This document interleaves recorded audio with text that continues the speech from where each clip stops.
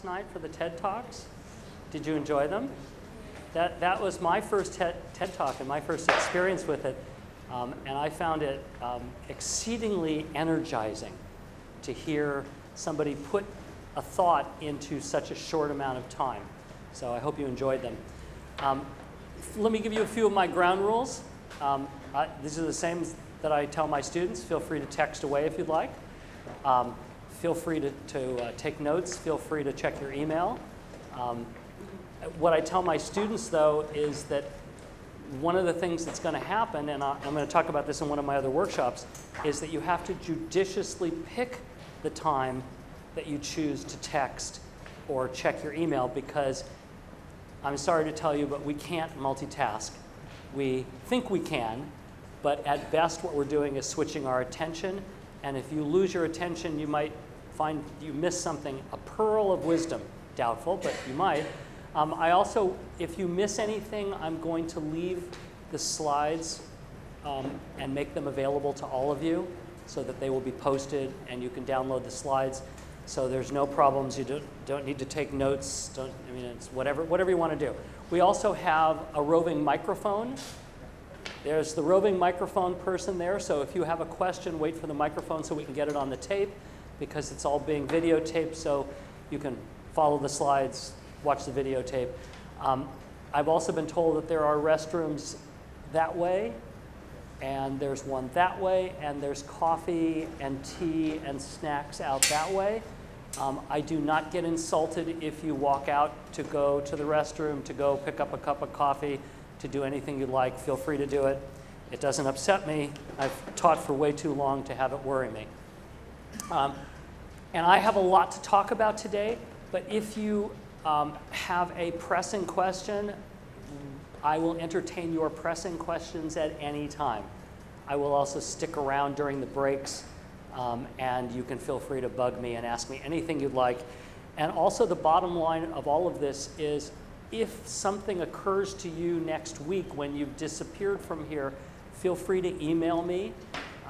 It's just Google Larry Rosen, and you'll find my email address. And Google, and email me and ask me any question, and just remind me which session you were at so I can put all those together. Does that make sense? Any questions to start? The way I decide when we have breaks, we're going to probably have 2 breaks. The way I decide is either I need to go to the restroom, I need to soak up on more coffee, or I watch and the first person's doing this. And so if you want to break really, really badly, just get my attention and do this, and that'll be perfect. So what I'm going to talk about today, and by the way, I apologize if I walk in front of the screen, I pace, I have too much energy, so I'll try to talk from different places and not mess up. What I'm going to do is talk about a passion of mine, which is trying to understand the differences between generations of people. And what I'm going to first do is introduce you to the generations. And I'm going to talk to you about what they are and why I think it's a really relevant, important concept to understand for a lot of reasons. One has to do, obviously, with teaching. The teachers are always of a different generation than the students. And it really matters as to how you handle an approach to a student who's of a totally different generation. So I'm going to talk a lot about generational characteristics, values, how they use technology, obviously, because that's part of what we're talking about, but also how they think. I'm going to try to bore into their head and get some sense of the way they think, the way they perceive the world, because what I'm going to try to show you is that our young students and our young children, how many people here, by the way, have children under the age of 5? How about between 6 and 10? 11 and 15, and then 16 and beyond. Okay. For those of you who have teenagers, I apologize in advance. It's probably the worst part of your life and the best part of your life all at the same time. But I will tell you that you do get through the teenage years. My 2 daughters, 22 and 35, just arrived last night, and I definitely made it through the teenage years successfully. So you can too. And then I'm going to talk about how to take all this information about the different generations and put it into an umbrella of how we need to think, conceptualize how to best work with our students. I'm also, because my passion is parenting, among a lot of other things, I'm going to talk a lot about this in terms of parenting, because it sounds like most of you have kids anyway, so that'll be helpful. I don't know if you know, but on Wednesday morning at 8:30, I'm going to be giving a talk to the parents at the school, and I understand that you're all welcome. It's at the new elementary school. I believe it's 8:30 to 10:30, and if you have kids, I encourage you to come if you want. I'm going to talk about a model of parenting. I'm going to talk about some of the things I'm going to talk about today so that the parents get this sense of why their kids are so totally different than they are. And I'm going to then talk about a model of how to best parent these kids who seem so totally different. So I'm going to start by talking about generations. And I'm going to preface it by saying that there are people who study generations and they don't really know what they're talking about, quite honestly, because nobody does. You are born in a particular year. In general, they then lump you together as being part of a generation. But as I go through the characteristics of the generations, you will probably recognize parts of yourself across many generations.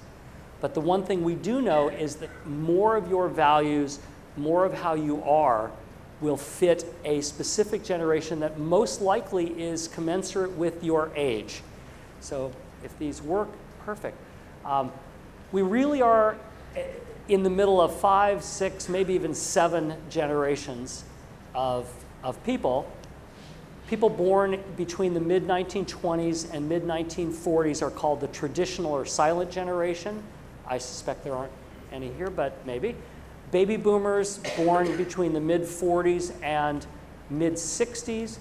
Generation X born between the mid-60s and the late 70s. And by the way, the reason they called it Generation X was because X is a mathematical symbol for unknown. And because of the way the world was when these kids were born in the 60s, and there was so much tumult and craziness going on in the entire world, that they simply used the letter X to define them, saying, we don't know, we're going to learn more about them along the way. And if you draw a little line here, right at this spot, this is pretty much where all people who study generations agree. After that, it's a free-for-all. And my attitude, having studied generations for probably a dozen years, is that beforehand the names were given for various reasons. After this, I believe that what we're seeing is a bunch of mini generations. You notice that it's about 20 years, about 18, 19 years, about 15 years. Typically generations are between 15 and 20 years. But I really believe from everything that we've studied that generations are much faster. And the reason that they're much faster has to do with technology. And so we are naming the generations based on the predominant technology of that generation as they were growing up. So for example, young adults born in the 1980s, and very arbitrary, you could say 1981 to 1991, it doesn't really matter, very arbitrary, that these are called the net generation, named because the internet was very important in their upbringing. The next generation, with a little I, the I generation, born in the 90s, we think, and I put a question mark because we don't really know, but this is the generation that was raised with all the little individualized devices like the iPhones and the iPods and the Wiis and all those kinds of fun little devices directly individualized to a person. We've just begun studying a new generation born in the new millennium, and we're calling it Generation C. Not for any technology, but really the C stands for a lot of things. It stands for connected, because this is the most connected generation. Cooperative generation, because this is, as you'll see, a generation that likes to work together. Collegial, any kind of C word you can find. Creative, all of these seem to fit this generation. And I want to highlight this or start by telling you a little story. A couple months ago, I'm a Mac person, I'm an Apple person, and I switched over to a new machine, and I'd had an old PC, and the only thing I used the old PC for was a stupid, simple program that I could enter test questions, and it would randomize the questions and the answers. I have 450 students in one class. Students tend to cheat, so we had to have 3 different color forms. I had to randomize the questions, randomize the choice, the A, B, C, D. And I had this stupid little program but I couldn't find anything for the Mac. So I contacted my consultant, my technological consultant. His name is Michael. And I sent him an email because we do everything through email. I said, Michael, here's my problem. Here's my dilemma. I have this program. It's on my PC, and my PC just died. So I don't have the program anymore. I don't want to buy a new PC just for one program. What do I do? And Michael wrote me back, and he said, Larry, on the Mac, there is a way to get a version of Windows, and that you can then load the program in there, and Windows will run within your Mac. And I said, great, thanks, Michael, I appreciate it. And he said, and he put a link on there, and he said, go to this link, read it. If you have any questions, let me know. I'll help you, but it's pretty straightforward. And in the interim, I bumped into somebody who gave me another program and said, oh, there's an easier way. Just use this program, Vision something, or I forget what it's called. He said, just load this program, and it'll work. And I liked it. It worked very well. So I wrote Michael back, and I said, Michael, thanks very much. I did go to the link. I did read it, but another person gave me a program, and it's fine. It's working fine, so I'm not going to do what you said, but thank you for your advice. And he wrote back, and he said, Larry, that's fine. He said, but the program you're using is not really Windows. It's a virtualization of Windows. So Michael is really Mikey, and Mikey's 10. He is my computer consultant. He is 10 years old. And when I have a question about technology, I ask a 10-year-old. That's part of this Generation C. They are spectacularly different. And if you have kids, a lot of you I saw raise your hands twice or 3 times because you have kids in different generations. So how many have kids in Generation C? Okay, how many have kids in the iGeneration? And how many have kids in the net generation? And then how about kids in Gen X? Any Gen X kids? Okay, so I'm not going to ask you which generations you are. I don't care. You know which generation you fit in. I don't want to know your age. I'm a baby boomer, born in 1950. But this, part of what I've learned along the way is that we keep bringing up young groups of students who are radically different. And if you have kids that are in 2 different generations, or even within one, but they span maybe 3, 4, 5 years, you probably are very aware that the younger ones are very different from the older ones, that the younger ones seem to take to technology very differently. So life really moves fast. By the way, I should warn you that I use a lot of comic strips when I talk, and I use them mostly because I like to laugh, and I like to hear you laugh. But I also use them because I find that they are the one thing that you remember from the talk, and you go, oh yeah, I remember that comic strip that he said. So here's a couple that talk about this, and I don't know how well you can see. Can you guys read them from the back, or should I read them out loud? Does anybody need me to read them out loud? You read them out loud? Okay. On the left, the first day, the teacher has written on the board what I did on my holidays, and the kid in the front row says, can I just email you a link to my blog, teacher? And on the right-hand side, first smile, first wave, first steps, and first text message. So again, you can see these younger generations are very different, and part of it, I believe, comes from the fact that technology is moving rapidly. In the consumer world, we talk about something called penetration rate. This is the amount of time that a product in consumer business, a product like a new variety of Coca-Cola or something, takes to penetrate society. And they have arbitrarily picked the number 50 million. When 50 million people use something, buy a product, watch a TV show, it doesn't matter what, that means it's penetrated society. So for those of us old people, excuse me, for those of us old people who are around, radio took 38 years to penetrate society. Telephone only took 20. Television took 13.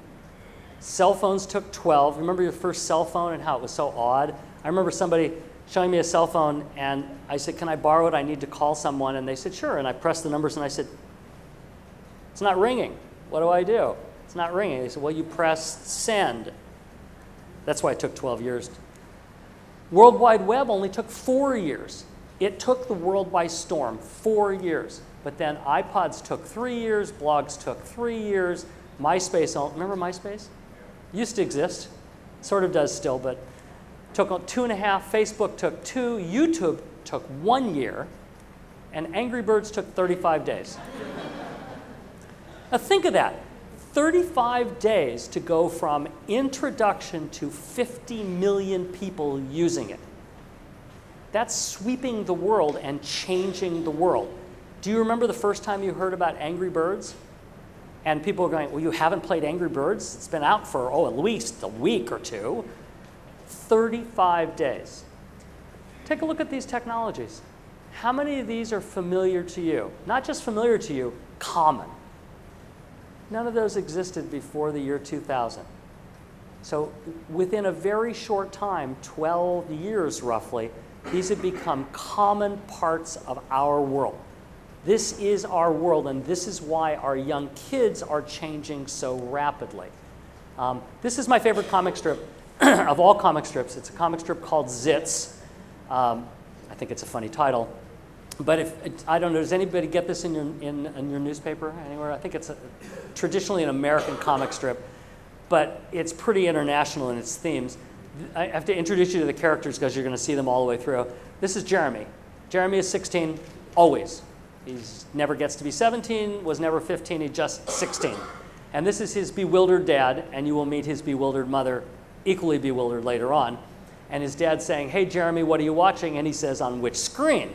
Because as with most young kids, he has his phone, he has his laptop, and he has his TV, and they are all on simultaneously.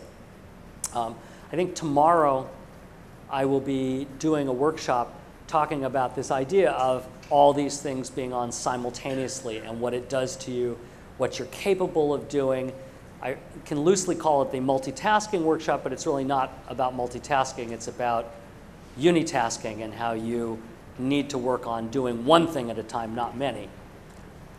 There's a couple of sort of ancient models that I like to appeal to help me understand. I don't know if it'll help you, but to help me understand this new crazy world.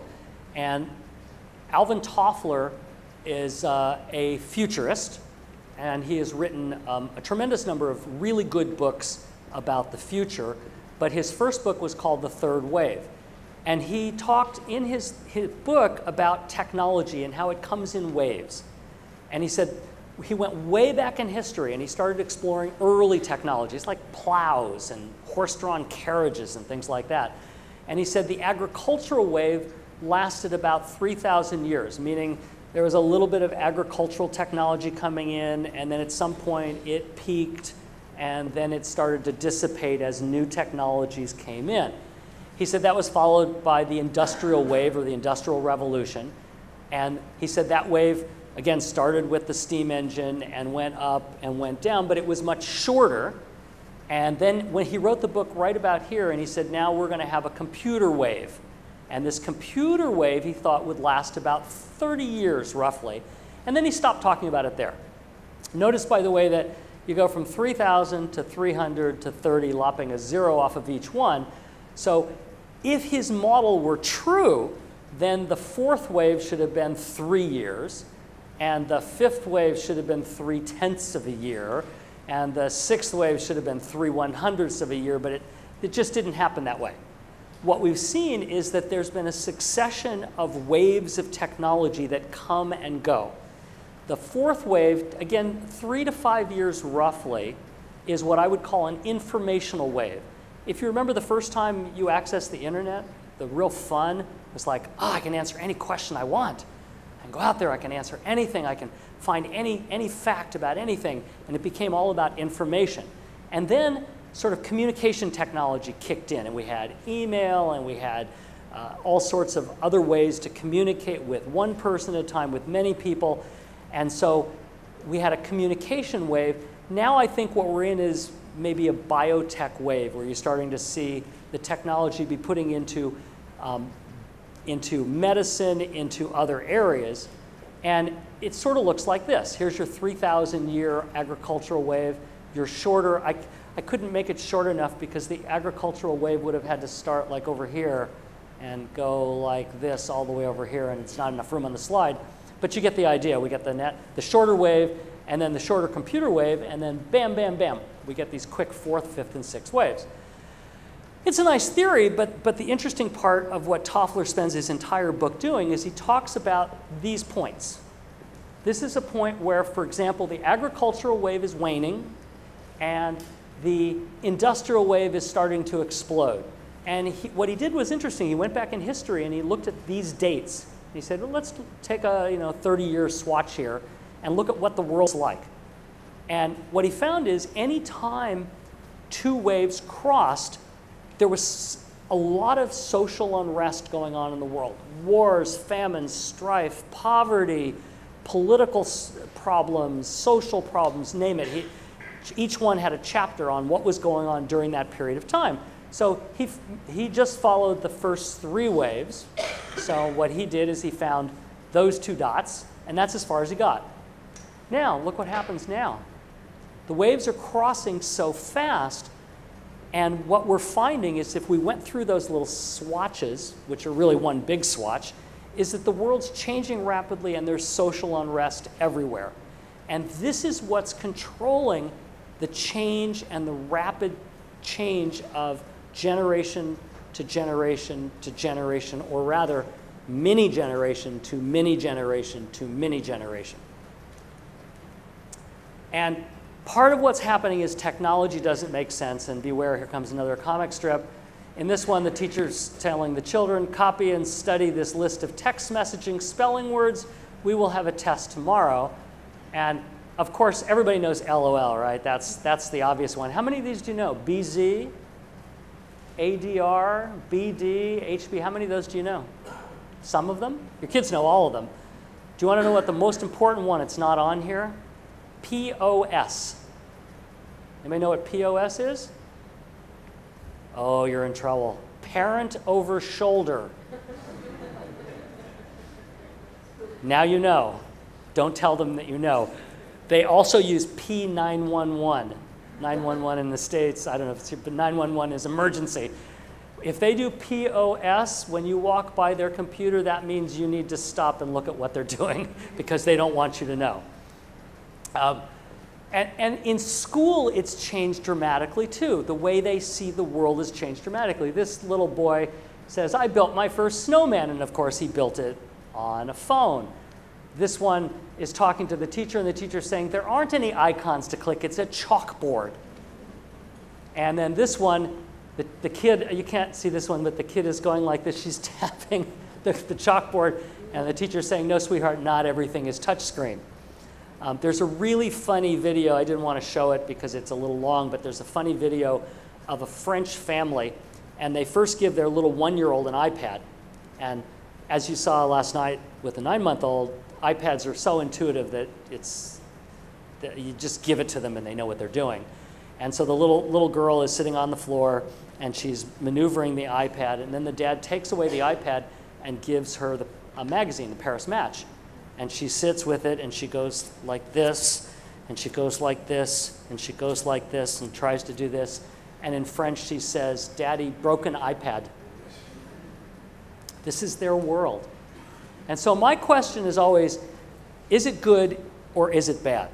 And I get asked a lot by reporters, where do you fall on this technology stuff? Do you think it's good? Do you think it's bad? And my answer is always, it's everything. It's both good and bad. And as you know, and as you're going to hear, that it really does kind of suit the way our brains work. And so on that level, it's very good.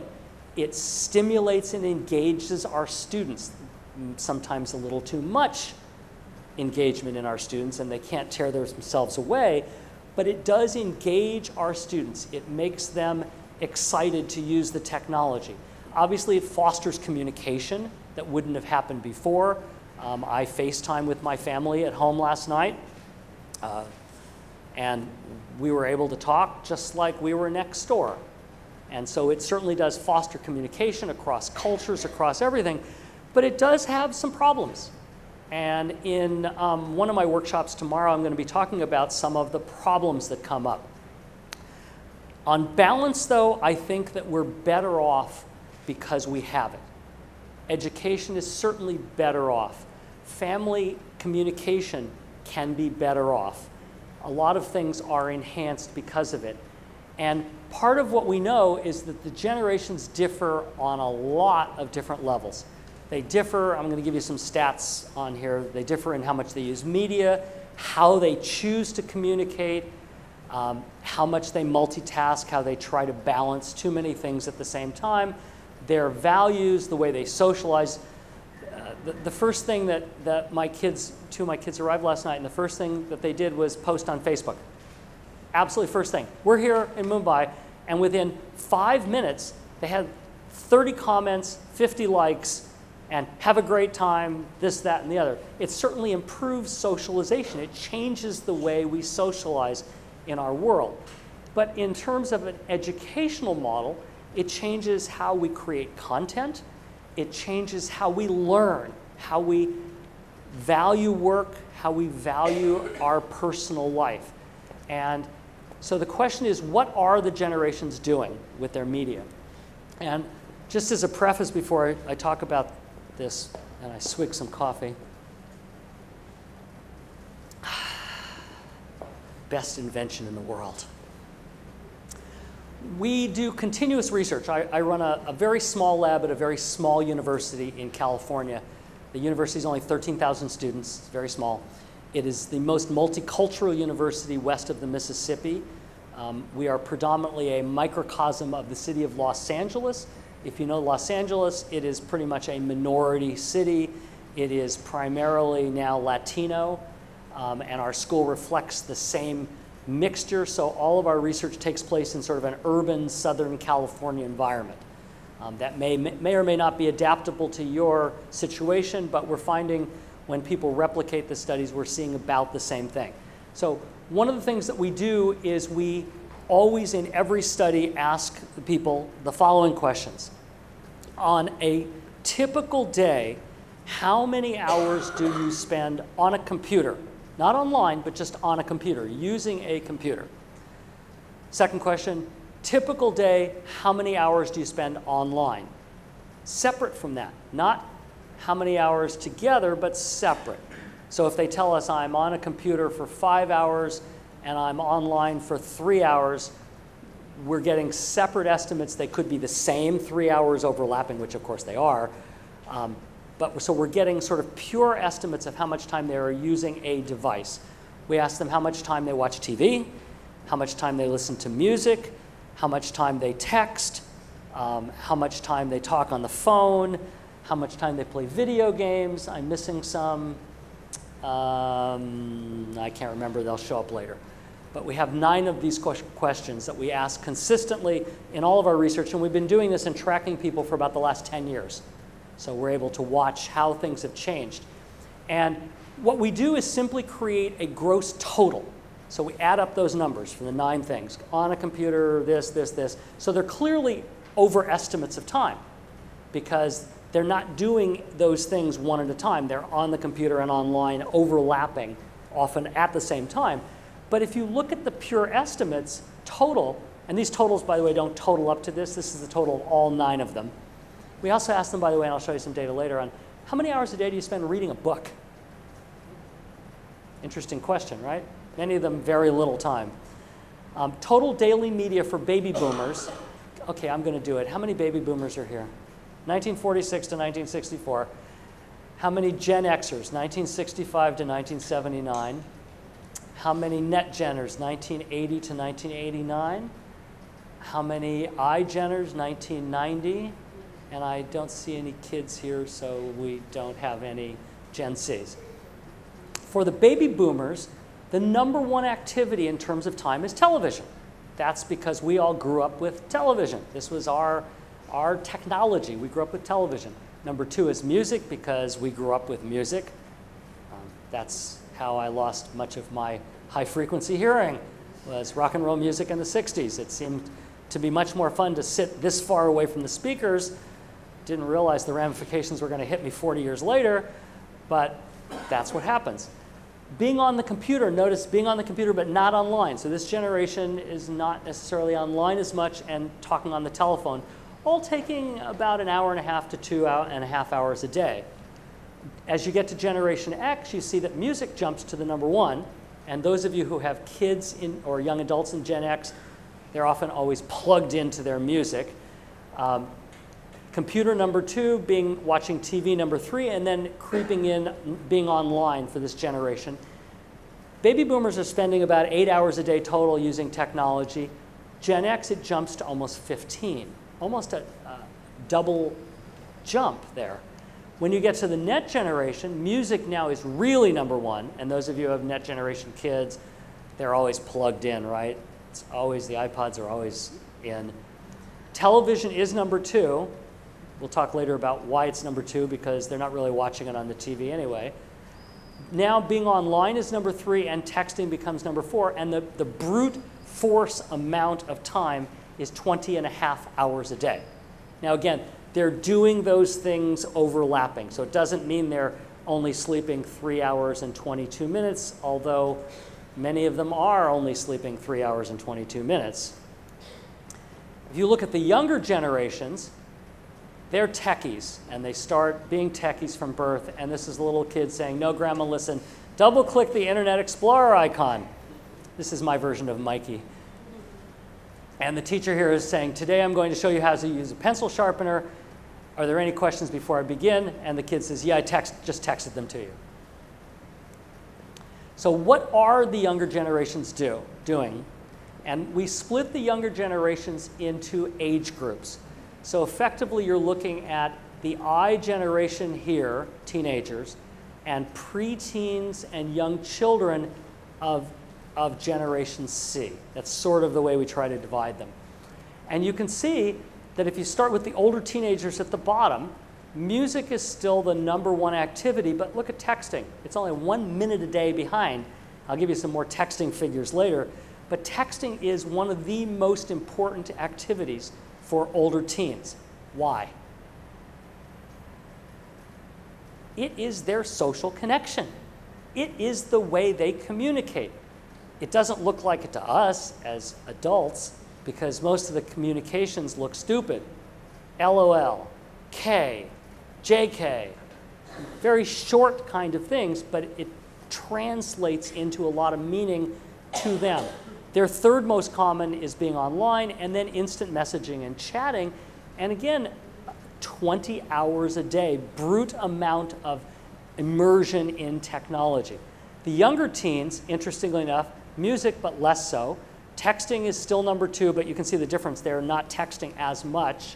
Although as we start to collect data, the younger ones are texting more and more and more. We're starting to see an increase. This used to be about 3 or 4 years ago, this used to be about an hour a day. Now it's doubled plus. So it's now more like 2.5 hours a day that they're spending texting. And then being online and watching television, but still brute force, about 15, almost 16 hours a day, cumulative technology inundation. When you get to the young ones, look what's number one. 9 to 12-year-olds, video games are the number one activity that they do. And even though we think of video games as something of a sort of teenage kind of thing that our teenagers do, it's really our preteens that are into the video games. That is their major entertainment.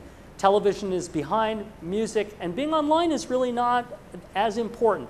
They're spending about an hour a day online, and you can see a big drop here that they're only spending a little less than 10 hours a day. That sounds dramatically weird. 10 hours a day is a lot, but they're spending 10 hours a day. And then the young ones are down to 5 hours, 5.5, but TV and video games are really occupying most of that time. That's really 4 of the 5.5 hours a day that they're doing. What we are finding is many of the technologies are in their bedroom. And I talked briefly last night in my TED Talk about one of the things that's important for parents is to manage where the technology is located. And we have collected statistics on them, and I apologize for the really lousy print down here. I don't know, it looked much better on my computer. So I'm going to go over this and read you what this says. This one is, what percentage have a TV in their bedroom? And the gray bar is the 4 to 8-year-olds. The yellow bar are the preteen 9 to 12-year-olds. The white bar are the young teenagers. The green bar are the older teenagers. So strikingly, even with the youngest kids, more than half of them have a television in their bedroom. There is a tremendous amount of research that shows that that is a very bad idea. A very bad idea. And by the way, having a TV in their bedroom means either they have a physical TV in their bedroom or they watch TV on their laptop in their bedroom. New statistics came out last week that suggested that TV is no longer a functional object. Television as a concept has changed. Television is something you watch on a device. It is not something you watch on a television, which is a pretty interesting change because it's only really been in the last 3 to 5 years, and really the last 3 years, that we've been able to watch TV. How many people watch TV on a device other than a television set? Why? Why don't you watch it on a TV set? I mean, after all, we have a nice TV set, right?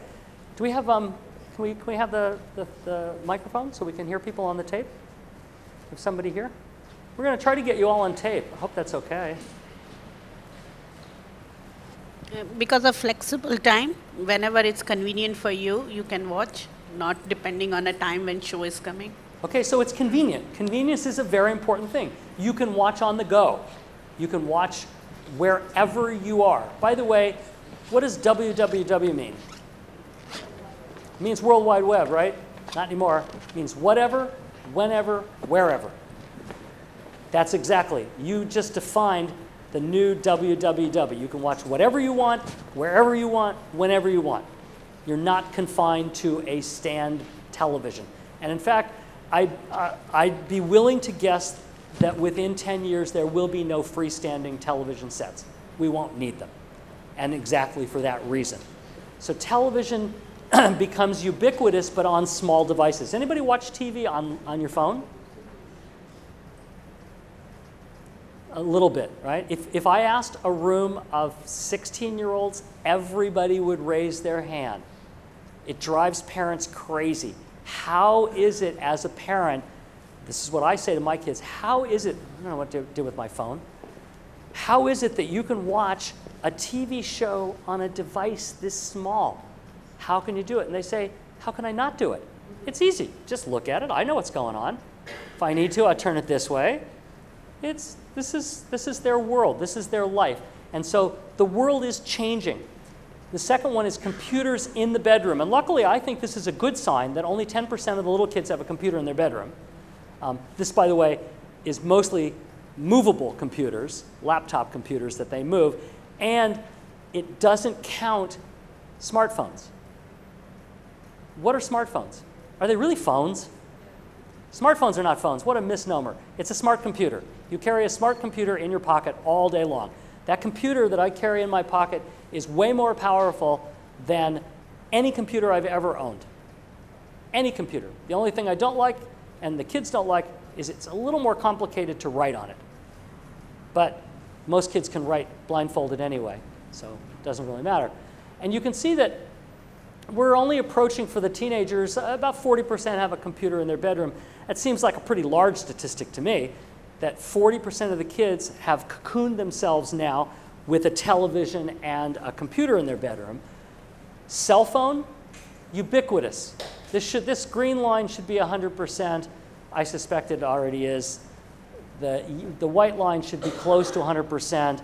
But even the preteens, 50% of them have their own cell phone.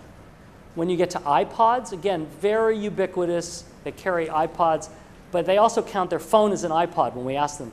They count their phone as an iPod because their phone has an iPod in it. I hate that. What should we call it? We shouldn't call it a smartphone. Should we call it a smart computer, music, television device? How's that? We just keep adding words to it because that's what it is. Video game consoles in their bedroom. Again, 50% of all kids have their own video game console. Some of them are counting this as a video game console. because it is. Well, now we have to add video game to our list. Maybe what we should do is start accumulating a list of what this device is and what it means. But notice the peak of video game consoles, as I talked before, the 9 to 12-year-olds is where it peaks. They're the ones that are spending a lot of time. And I hope that one of the things that you're going to learn, particularly from Adam Gazzali, is about how valuable video games are going to become for education. And I highly encourage you to go hear him. He's a very dynamic speaker, and he is at the cutting edge of how technology, particularly video gaming, impacts the brain. And you got a taste of that last night. I think when you go to his workshop this afternoon, I think, that you will find that he is really at the cutting edge of how to take these video games and adapt them to education and to helping kids learn. 8 out of 10 teens cannot imagine a day without technology, and I like this comic strip. At summer camp, the first night away from home is the hardest, and you expect the little girl to be missing her parents, and what she's really missing is her TV, her cell phone, and her computer. Talk about communication. Now meet Jeremy's mom. Jeremy's mom is wonderful. She doesn't get Jeremy at all. She is totally oblivious, and it makes no sense. But in this one, Jeremy's phone is ringing, and he's ignoring it because she says, Jeremy, why aren't you answering your phone? He says, probably nothing. She said, how do you know? What if it's important? If it was important, they'd text me. Now, how many of you have kids that text? Do they call you? Rarely, right? Why? Or why not? Why don't they call? If they call you on the phone, can they do anything else while they're talking to you? No. If they text you, once they send the text, you don't send it back immediately. They got all this little extra time that they can do something else. And so it allows them to interleaf tasks and make the most of their time. Psychologists have a very technical word for this called slack time. It's downtime. It's time that they can use for other things. If they're talking to you on the phone, they're stuck talking to you, because I don't know about you, but if I'm talking to my daughter or one of my sons on the phone and I hear tap, tap, tap, tap, tap, I nail them. It's like, you're talking to your dad now, you're not on the computer. Knock it off. So they're forced to unitask rather than being allowed to multitask or to task switch. These are really interesting data. How many people are aware of the Nielsen Company? The Nielsen Company has been around for, I think, 50 years now, or close to 50 years. They became very popular in the United States and around the world in monitoring television programming. They would put boxes on top of TVs in people's houses, and they would monitor what the family watched.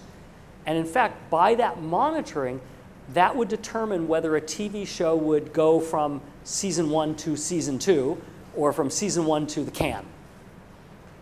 If people didn't watch it, it went away. And we still in the States have Nielsen ratings. Every week you get the Nielsen ratings of what's the top rated show.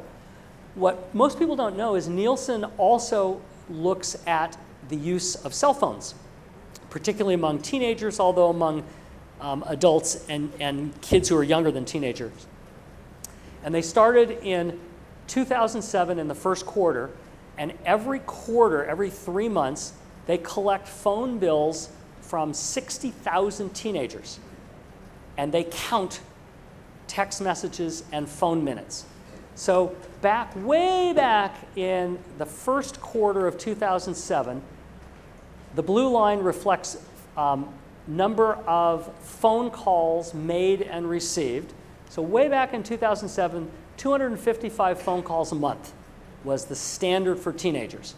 Notice what's happened between there and the latest figures that I could find from Nielsen are the end of September 2011. It's actually dropped from 255 calls down to 196. That's because they don't use the phone as a phone. It's not a phone. It isn't a phone. Look at text messages. It started way down here at 435 a month. It's all the way up now to the average teenager sends and receives 3,417 text messages a month, unless you're a girl. And then you're close to 4,000. Does anybody have a child who sends more than 4,000, sends and receives more than 4,000 texts a month? Do you look at the text messages?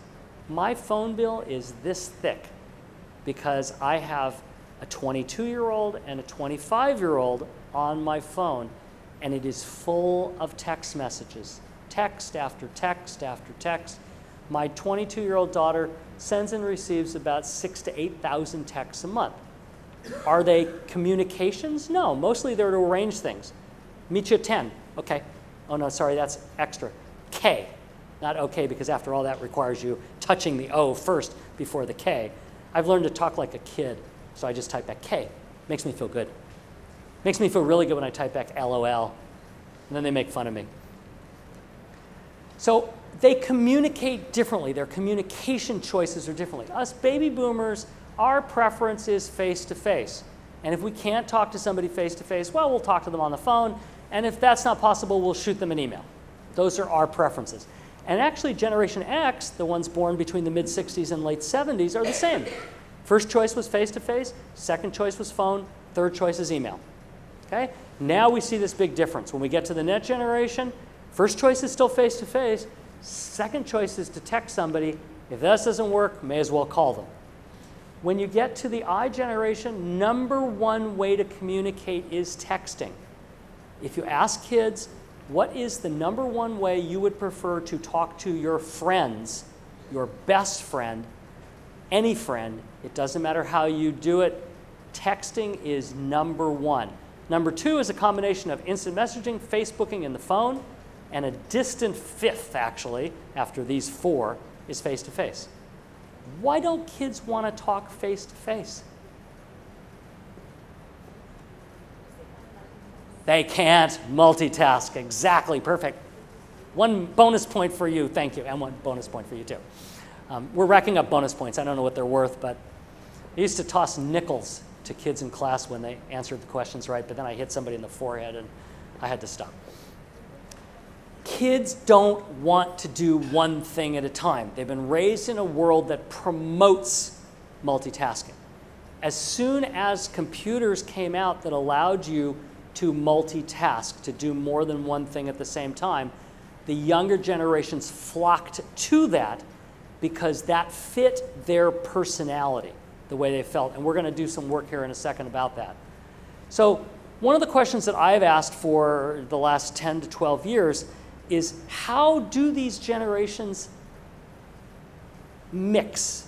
Are they similar? Are they different? Where are they similar? Where are they different? So we're going to play a game now. And what I want you to do is we're going to pass these out. Can I get some helpers? This is like class. Can I get some helpers? Would you pass them out over there? Would you pass them out in the middle? Would you pass them out on that side? Oh, I'm sorry, you really wanted to help. I'm sorry, next time. You could be the board monitor and erase the boards. Oh wait, we don't have chalkboards anymore, do we? Okay, so here's what you're going to do. When they're all around, I'm going to walk you through it. Don't cheat. Don't start yet. I know you want to cheat. I know you want to start.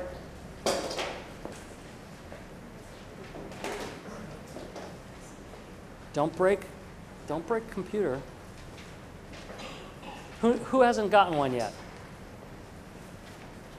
I always love talking to teachers because teachers love to pass things out. Did you break my computer?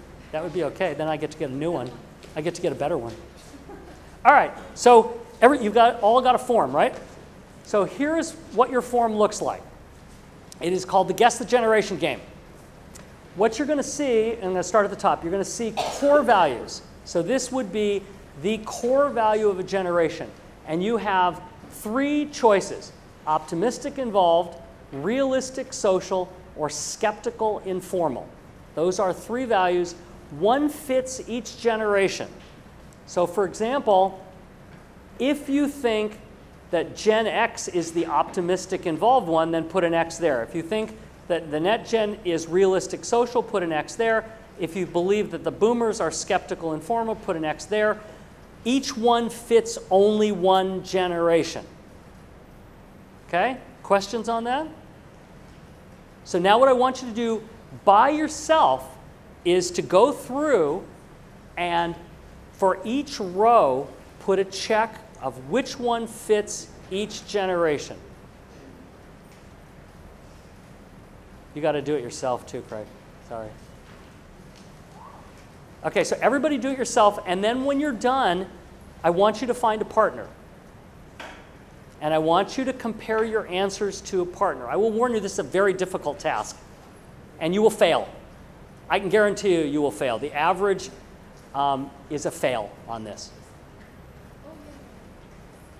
We don't have pencils because we don't carry pencils. Does anybody have extra pencils? Teachers always have pencils. Do we need pencils? Anybody need a pencil or a pen? So why don't you have the iGeneration? That'll get to that later. We're going to get to that one later because that one's more complicated. Yeah, we're going to get to the iGeneration later. Trust me, we'll get through this. All right, so everybody work on it on your own. When you've got your whole page done, so when you've got this entire page, both sides, done, at the bottom, what I've got here is a bunch of blanks. And it says iGeneration and Generation C.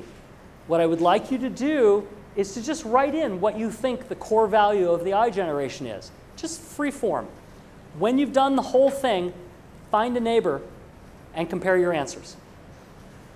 All right? We're going to take about 20 minutes, but you have to compare your answers with somebody.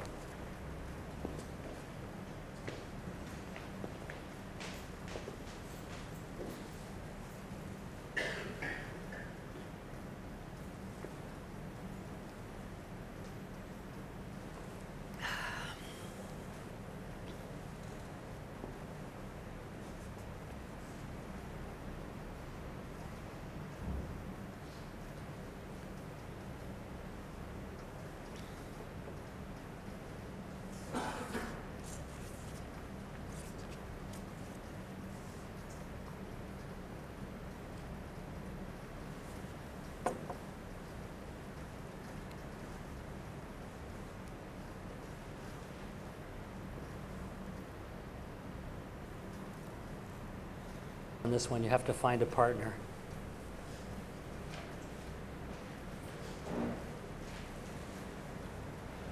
And again, first of all, these are the answers in quotes, because as I've said before, not every generation is the same. So these are the answers for the first 5 of them. What I want you to do is give yourself 1 point if you got it completely right. So for example, if for core values, you got baby boomers optimistic involved, the Gen Xers skeptical informal, the net genders realistic social, you get 1 point. If you got any one of them wrong, you get 0. Sorry, it's an all or none. So I'll leave this part up for a moment and grade yourself on these, and then I'll flip to the next one, which covers most of the rest of them. Don't be depressed if you don't get many right. The average is about 7. 6.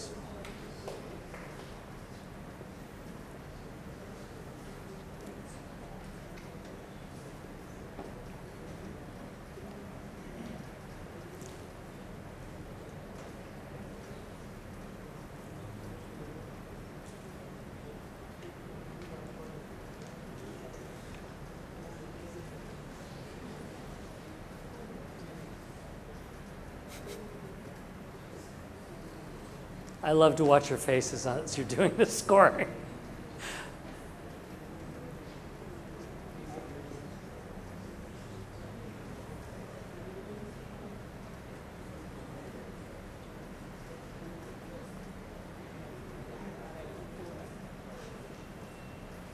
It will help me if you raise your hand when you're done with this page.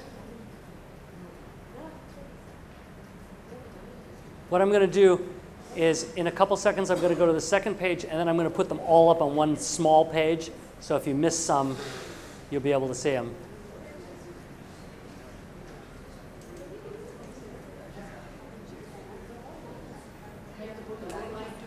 Are we ready for me to move to the second page yet? Almost? Ready?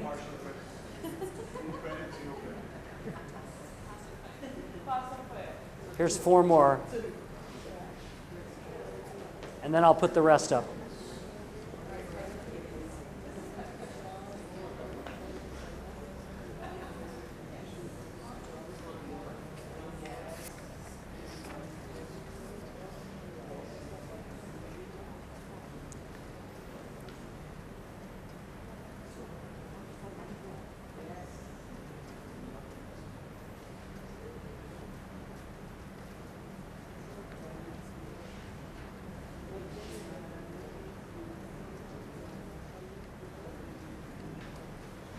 All right, this is the last page, and then I'll go back and put the whole list, and you can come on up and look at the whole list because it's kind of small if you missed any.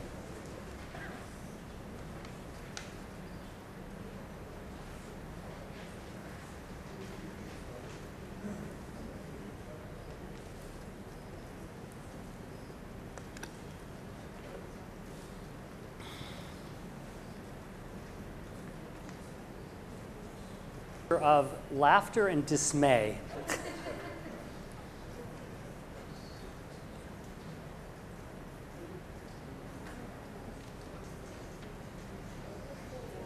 I don't know why 7, it just seemed like a nice number. But come on up and check yours off and give yourself a total score. Don't be depressed.